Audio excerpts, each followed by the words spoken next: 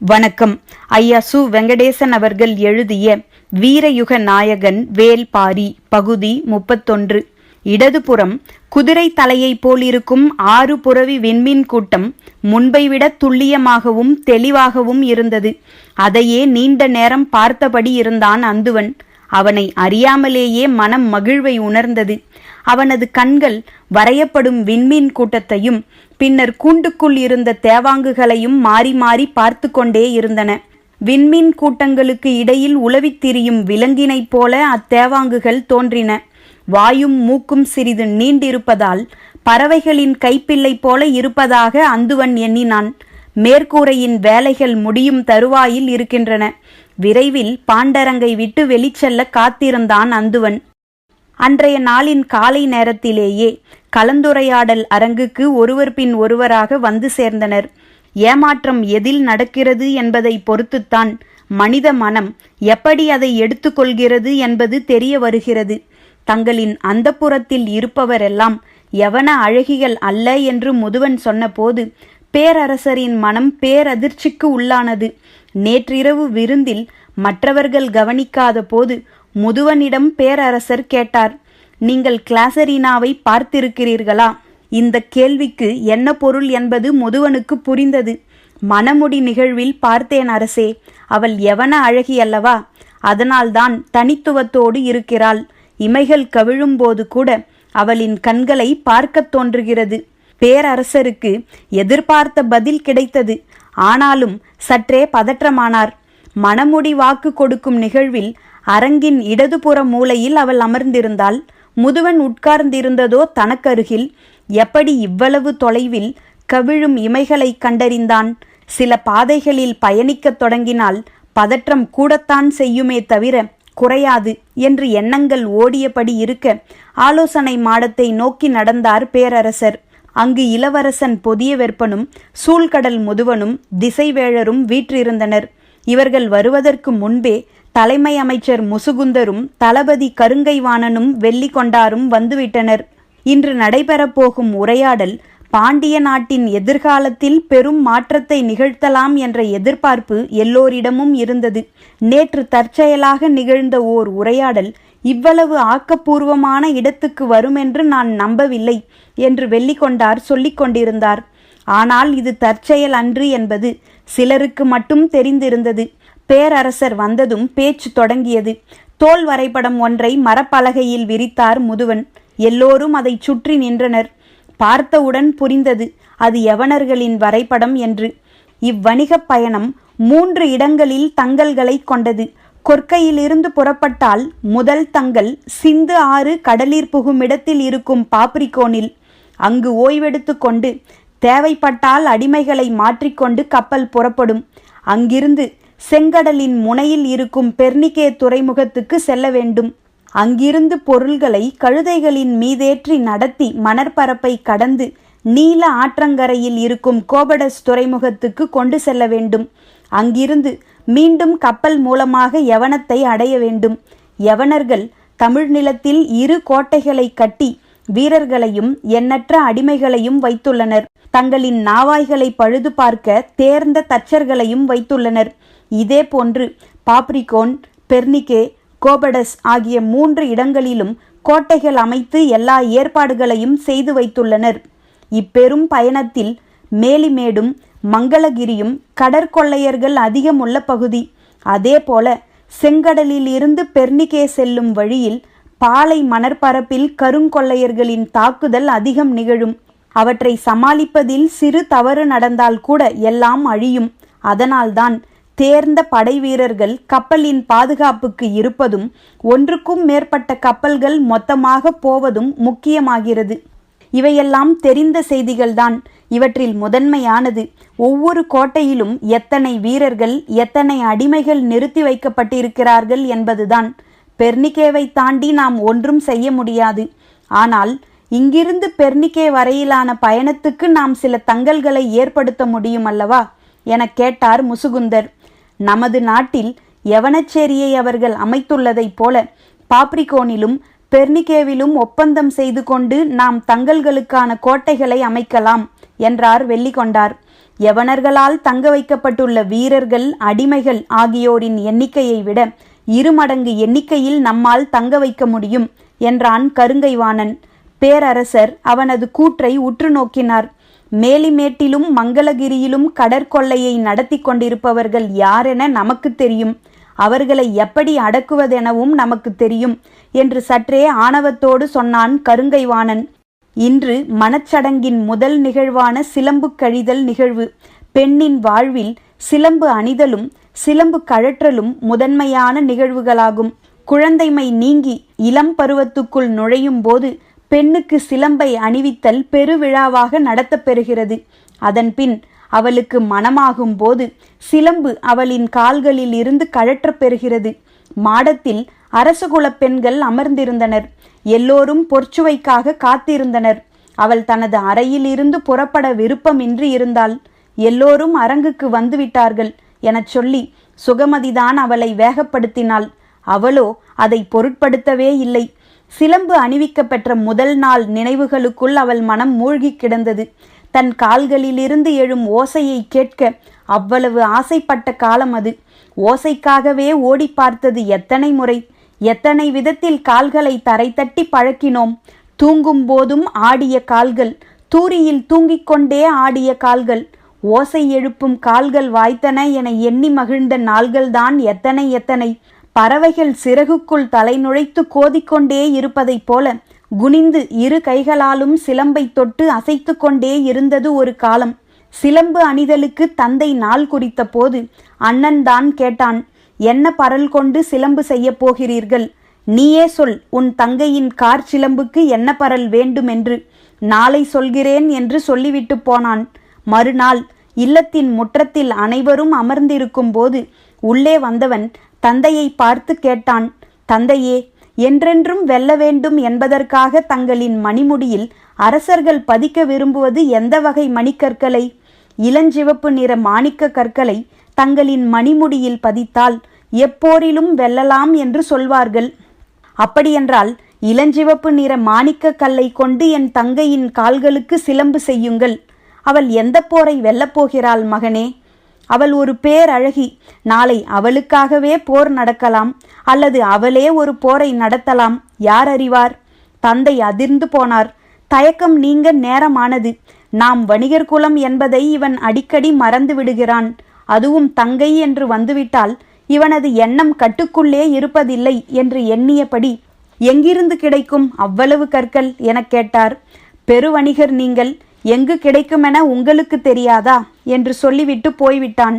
தந்தை பெரும் குழப்பத்துக்கு உள்ளானார்.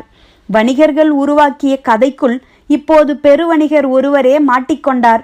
அந்த குறிப்பிட்ட தீவு எதுவென தந்தை அறிவார். அவரே புறப்பட்டு போனார். கப்பல் நீர் கிழித்து போனது. நில்லாது அசையும் அலை போல அதன்பின் ஓசை நில்லாது ஒலி எழுப்பிக் கொண்டே இருக்கும் இளஞ்சிவப்பு நிற மாணிக்க கல் கொண்ட சிலம்பு பொற்சுவையின் கார் சிலம்பானது. பிற 3 இடங்களிலும் யவனர்கள் உருவாக்கியுள்ள கோட்டைகளில் எத்தனை வகையான பொறிகள் இருக்கின்றன என்று வரிசைப்படுத்தினார் சூழ்கடல் முதுவன். அதுவரை அவ்விடங்களில் உள்ளவை மிக பாதுகாப்பான கோட்டைகள். அவற்றினுள் வீரர்கள் உள்ளனர் என்று மட்டும்தான் தெரியும். ஆனால் யவனர்களின் வலிமை கோட்டையிலும் வீரர்களிடமும் மட்டும் இல்லை. எண்ணற்ற பொறிகளை அவர்கள் உருவாக்கியுள்ளனர். அவைதான் அவர்களின் வலிமைக்கு அடிப்படை என்று கூறியபடி பொறிகளை பட்டியலிட்டார். பெரும் தோல் கயிற்றால் இழுத்து கட்டப்பட்டு கவட்டை போல் இரும்பு கம்பிகள் நீண்டபடி கோட்டை மதிலில் நிறுத்தப்பட்டுள்ள எந்திரவில். அதை இயக்க ஒரு சிலர் போதும். அதிலிருந்து ஒரே நேரத்தில் 100கணக்கான அம்புகள் பாய்ந்து வெளிவரும். 2 எந்திர வில்கள் இருந்தால் கோட்டையை எதிரிகள் நெருங்க விடாமல் பார்த்து கொள்ளலாம். 100கணக்கான கற்களை உமிழும் கவன் பொறி, இரும்பால் செய்யப்பட்ட சிற்றூசி உருளைகளை வீசி எறியும் கூடை பொறி, கோட்டை மதிலை நெருங்கும் பகைவரின் உடலை கொத்தி தூக்கும் தூண்டிற்பொறி, அதையும் மீறி மேலேறுபவரை அகழியை நோக்கி தள்ளும் கவைப்பொறி என்று வரிசையாக தாக்கவும் தடுக்கவும் யவனர்கள் பயன்படுத்தும் பொறிகளை பட்டியலிட்டு கொண்டே வந்தார். கடைசியாக 3 பொறிகளை பற்றி சொல்லிய போது எல்லோரும் வாயடைத்து போனார்கள். சிறிது நேரம் எந்த பேச்சும் இல்லை. பொற்சுவையின் வருகைக்காக எல்லோரும் அரங்கில் நெடுநேரமாக உட்கார்ந்திருந்தனர். அவளோ நினைவுகளில் மூழ்கியவளாக அறையை விட்டு அகலாமல் இருந்தாள். அரச குடும்பத்தின் மூத்த பெண்மணிகள் காரணம் அறியாமல் திகைத்தனர். இன்னும் சிறிது நேரத்தில் பேரரசியார் வந்துவிடுவார், அதற்குள் அழைத்து வாருங்கள் என்று ஆள் மாற்றி ஆள் அனுப்பிக்கொண்டே இருந்தனர். ஒப்பனை இன்னும் முடியவில்லை என்று இடைவிடாமல் மறுமொழி சொல்லிக்கொண்டே இருந்தாள் சுகமதி. பொழுதாகிக் கொண்டே இருந்தது. நிலைமையை எப்படி கையாள்வது என்று தெரியாமல் திணறிக் கொண்டிருந்த சுகமதிக்கு ஓர் எண்ணம் பிறந்தது. பொற்சுவையை அழைத்து வர அனுப்பப்பட்ட பணிப்பெண்களிடம் பெரும் கூடையை கொடுத்துவிட்டாள். அவர்கள் அதை எடுத்துக்கொண்டு அரங்குக்கு வந்தனர். அரங்கில் இருந்த மற்றவர்கள் என்னவென்று புரியாமல் திகைத்த போது பணிப்பெண்கள் சொன்னார்கள், சிலம்பு கழற்றும் விழாவுக்காக சாவகத்தில் இருந்து கொண்டு வரப்பட்டதாம் என்று சொல்லியபடி பெட்டியில் இருந்த பனை விசிறியை எடுத்து ஆளுக்கு ஒன்றாக கொடுத்தனர். பனை விசிறியா என்று சற்றே முகம் சுழித்தபடி வாங்கியவர்கள் அதை விரிக்கத் தொடங்கினர். விரியும் பனையோலை முழுவதும் அழகு நிரம்பிய ஓவியங்கள், அத்தனையும் இணையற்ற எழில் கொண்டவை. அனைவரின் கண்களும் ஓவியங்களை உற்று பார்க்கும்போதுதான் தெரிந்தது. பனை விசிறியின் மேல் முனையில் முத்துகள் பதிக்கப்பட்டிருந்தது. வாங்கியவர்கள் வாய் பிளந்து பார்த்து கொண்டிருந்தனர். பறவையின் சிறகு போல விசிறியை விரிக்கும் போது ஓவியங்களின் அழகும் முத்துகளின் ஒளியும் மெய்மறக்கச் செய்தன. ஒருவர் கூட விசிறியை விசிறாமல் கண்ணாடியை போல் முகத்துக்கு நேராக வைத்து பார்த்து கொண்டிருக்கையில் ஒருத்தி மட்டும் சொன்னாள், விசிறிக்கே இவ்வளவு வேலைப்பாடுகள் செய்யப்பட்டுள்ள போது இளவரசிக்கு ஒப்பனை செய்ய பொழுதாகாமல் என்ன செய்யும்? நமது கலங்களை விட யவனர்களின் நாவாய்கள் சிறப்பு மிக்கவையா? இரண்டுக்குமான வேறுபாடுகள் என்ன? இளவரசனின் வினாவுக்கு சூழ்கடல் முதுவன் சொல்லப்போகும் விடை கப்பலின் இயங்கு பொறிகளை பற்றியதாக இருக்கும் என நினைத்தனர். ஆனால் அவர் வேறு ஒரு விடையை சொன்னார். கடற்பயணத்தின் வலிமை என்பது கப்பலோடு தொடர்புடையதல்ல, கணிதத்தோடு தொடர்புடையது. வானியலும் நிலவியலும் பற்றிய கணித அறிவே கடற்பயணத்தின் வெற்றி தோல்வியை முடிவு செய்கிறது. இவ்விரண்டிலும் நமது அறிவு வலிமை மிக்கதுதானே. முசுகுந்தரின் கூற்றுக்கு முதுவன் மறுமொழி சொன்னார். நமது வலிமையை யவனர்களோடு ஒப்பிட்டால் யார் வலியவர் யார் வலிமை குற்றியவர் என்பதை பற்றி பேச முடியும். ஆனால் கடல் பயணத்தில் வலிமையை ஒப்பிட வேண்டியது பிற கடலோடிகளோடு அல்ல, எழும் அலைகளுடனும் வீசும் காற்றுடனும் இழுத்துச் செல்லும் நீரோட்டங்களுடனும் தான். அவற்றோடு ஒப்பிட என்ன இருக்கிறது நம்மிடம்? இந்த மறுமொழியின் தொடர்ச்சியை அனைவரும் திசைவேளரிடம் எதிர்பார்த்தனர். அவரோ அமைதியாக உரையாடலை கவனித்து கொண்டிருந்தார்.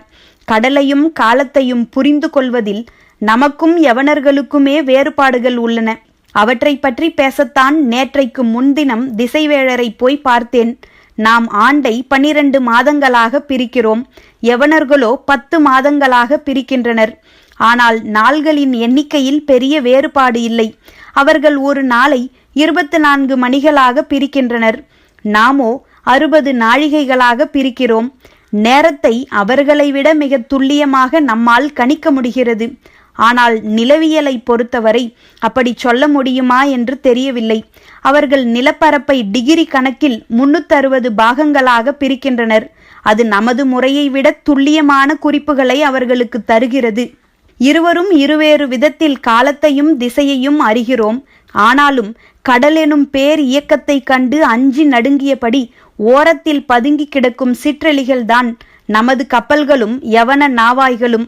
இவ்வணிகத்தில் நாம் கோலோச்ச வேண்டும் என்றால் அதற்கு அடிப்படை தங்கள் முகாம்களில் கோட்டைகள் அமைப்பதும் அங்கு வீரர்களை இறக்குவதும் அல்ல, காலத்தையும் இடத்தையும் பற்றிய அறிவில் அடுத்த கட்ட வளர்ச்சியை அடைவதால் மட்டுமே நிகழும். சுகமதி எவ்வளவு சொல்லியும் பொற்சுவை புறப்படுவதாக இல்லை. உண்மையில் பொற்சுவையும் தனக்குள் சொல்லிக்கொண்டுதான் இருக்கிறாள். ஆனால் மனம் கேட்க மறுத்து கொண்டே இருந்தது. மனம் உண்மையை பற்றி நிற்கும் விலங்கு. அதை சூழலுக்கு பழக்குதல் எளிதல்ல. சிலம்பிலிருந்து தெரிக்கும் மாணிக்க பரல்களின் ஓசையை கேட்டுக்கொண்டே இருக்க வேண்டும் என்று ஆசைப்பட்ட பொற்சுவை முதன்முறையாக காதலனால் பாதம் தொடப்பட்ட கணத்தில்தான் அமைதி அடைந்த சிலம்பின் பரல்களை ரசித்து பார்த்தாள். அந்த பார்வையிலிருந்து விலக முடியாமல் சிலம்பை தொட்டு பார்த்தபடி அவன் கேட்டான், பெண் பிள்ளைகளுக்கு ஏன் சிலம்பு அணிவிக்கிறார்கள் தெரியுமா? அவனின் சிறு தொடுதல்கள் சிலம்பின் மாய ஓசையை உள்ளுக்குள் கடத்தி கொண்டிருந்தன. அவள் விடையின்றி நின்றாள். அவன் சொன்னான், பெண் தன் காதலனின் அழைப்பை ஏற்று ஊர் உறங்கும் வேளையில் ஓசையின்றி அவனோடு சென்றுவிடக்கூடாது. அதற்காகத்தான் அவள் எங்கு சென்றாலும் ஓசையோடு செல்லும் ஏற்பாட்டை செய்தார்கள். அவனால் ஏற்பட்ட மயக்கத்தை அவனின் மறுமொழியே தெளிவடையச் செய்தது. அவன் மேலும் சொன்னான், அதனால்தான் இளம் பருவத்தில் சிலம்பு அணிதலும் திருமணத்துக்கு முன் சடங்காக சிலம்பை கழற்றலும் நடக்கிறது. சிலம்பின் வேலை கால்களுக்கு அழகூட்டுவதோ மனதை மகிழ்விப்பதோ அல்ல, காதுகளுக்கு ஓசையை கடத்துவது மட்டுமே. ஓசை தேவையில்லாத போது அதை கழற்றி விடுகிறார்கள். அவன் சொன்னதை கேட்டபோது அன்றே அதை கழற்றிவிட வேண்டும் என்று தோன்றியது. ஆனால் அண்ணனின் மேல் இருந்த வாஞ்சையால் அது இவ்வளவு காலம் காலிலே இருந்தது. இப்போதுதான் அண்ணனும் இல்லை, என்னவனோடு நானும் இல்லை, இச்சிலம்பு மட்டும் ஏன் இருக்க வேண்டும்? எண்ணம் தோன்றிய கணத்தில் சிலம்பை கழற்ற அரங்கு நோக்கி விரைந்தாள் பொற்சுவை. சூழ்கடல் முதுவன் வரைபடத்தை வைத்து சொன்னான். குமரிமுனை திரும்பிய பின் பாப்ரிகோன் போவது வரை எந்த இடையூறும் இல்லை. நேரடியான வடக்கு நோக்கிய பயணம் அது. கரையின் பார்வையிலிருந்து விலகாமல் இரவு பகலாக பயணத்தை தொடரலாம். சற்றே திசை மாறி ஆழ்கடலுக்குள் கப்பல்கள் போய்விட்டாலும் மறுநாள் காலை கதிரவனை பார்த்து களத்தை செலுத்தினால் கரையோரம் வந்துவிடலாம். இப்பயணத்தின் பெரும் சவால் நிறைந்த பகுதியே பாப்ரிகோனிலிருந்து பெர்னிக்கே வரையிலான பகுதிதான். மேற்கு நோக்கி வளைந்து செல்லும் நெடும் பயணம். கரையின் பார்வையை தவறவிட்டோம் என்றால் நாம் பெரும் சிக்கலில் மாட்டிக்கொள்வோம். இரவில் விண்மீன்கள் எல்லா காலங்களிலும் ஒரே இடத்தில் இருப்பதில்லை. எல்லா விண்மீன்களும் ஆண்டு முழுவதும் தெரிவதும் இல்லை. அவற்றை நம்ப முடியாது. எனவே பகலில் மட்டுமே பயணிக்க முடியும். அதுவும் தெளிவான வானியல் காலம்தான் பயணத்துக்கு பாதுகாப்பானது. சற்றே திசை மாறினாலும் நாம் எந்த திசை வழி மீள வேண்டும் என்பது பற்றி யாருக்கும் தெளிவான புரிதல் இல்லை. யவன நாவாய்கள் பலவும் நம்முடைய கப்பல்கள் பலவும் மறைந்து கொண்டேதான் இருக்கின்றன. பாப்ரிகோன் முதல் பெர்னிக்கே வரையிலான பகுதிக்கு துல்லியமான திசை அறிதலுக்கான வடிவம் ஒன்றை நாம் கண்டடைந்தால் கடற்பயணத்தின் பெரும் சாதனையாக அது அமையும். வரைபடத்தை காட்டி நிலைமையை முழுமையாக விளக்கினார் சூழ்கடல் முதுவன். அதன்பின் எல்லோரும் திசைவேழரை பார்த்தனர். பார்வைக்கான பொருள் அவருக்கு புரிந்தது. ஆனால் அவர் எதுவும் பேசாமலே வரைபடத்தை பார்த்து கொண்டிருந்தார். பாப்ரிகோன் முதல் பெர்னிக்கே வரையிலான பயணத்தில் கடைசியாக கப்பல்கள் எப்போது மறைந்தன? 3 மாதங்களுக்கு முன்பு 3 நாவாய்களும் 2 கப்பல்களும் மறைந்துவிட்டன. சற்றே சிந்தித்தபடி இருந்தவர் சொன்னார், 3 மாதங்களுக்கு முன்பு மேலைக்காற்று உச்சங்கொண்டிருந்த காலம். அப்போது தவறிய கப்பல்கள் நடுக்கடல் நோக்கி போக முடியாது. அதற்கு எதிர் திசையில்தான் காற்று தள்ளிக்கொண்டு வந்திருக்க வேண்டும். அவர்கள் பாதுகாப்பாக கரை ஒதுங்கி இருப்பார்கள். அப்படி எதுவும் நிகழவில்லையே. அப்படியென்றால் நீ வைத்துள்ள வரைபடம் தவறு. இதில் உள்ள திசை தவறு. சூழ்கடல் முதுவன் மறுமொழியின்றி நின்றார். தவறான ஒன்றை வைத்துக்கொண்டு சரியானதற்கான வழியை கண்டறிய முடியாது. அப்படியென்றால் சரியானதென்று எதை சொல்கிறீர்கள்? வரைந்த கோடுகளை அடிப்படையாக கொண்டு திசை அறிய முடியாது. நாள் மீன்களையும் கோல் மீன்களையும் கொண்டு திசை அறியலாம். அதையும் அறிய முடியாமல் செய்யும் ஆற்றல் இயற்கைக்கு உண்டு. எனவே இவற்றை கடந்த வழிமுறைகள் உண்டா என்பதை பற்றி சிந்திக்க வேண்டும். அது எப்படி சாத்தியமாகும்? ஏன் ஆகாது? கதிரவனின் நிழலை மட்டுமா நம்பி பொழுதளக்கிறோம்? நீர்வட்டிகளை கொண்டும் மணற்குடுவைகளை கொண்டும் பொழுதளக்கிறோம் அல்லவா? சின்னஞ்சிறு கருவியை கொண்டு கதிரவன் இருந்தாலும் இல்லாவிட்டாலும் பொழுதை நம்மால் அளக்க முடிகிறது. பகலையும் இரவையும் நமது கணக்குகளுக்குள் அடக்க முடிகிறது. அதே போல கதிரவனையும் விண்மீன்களையும் பார்க்க முடியாவிட்டாலும் திசையை கண்டறியும் வழிமுறை ஒன்றை நாம் கண்டறிய வேண்டும். அதுதான் இதற்கான தீர்வை தரும். அப்படி ஒன்றை நம்மால் உருவாக்க முடியுமா? நம்மால் உருவாக்க முடியுமா என்று எனக்கு தெரியாது. ஆனால் ஒன்றை உறுதியாக சொல்ல முடியும். இயற்கை ஏற்கனவே உருவாக்கி வைத்திருக்கும். நாம் அவற்றை கண்டறிய வேண்டும். எப்படி? அதுதான் அதன் இரகசியம். பரம்பின் குரல் ஒலிக்கும்.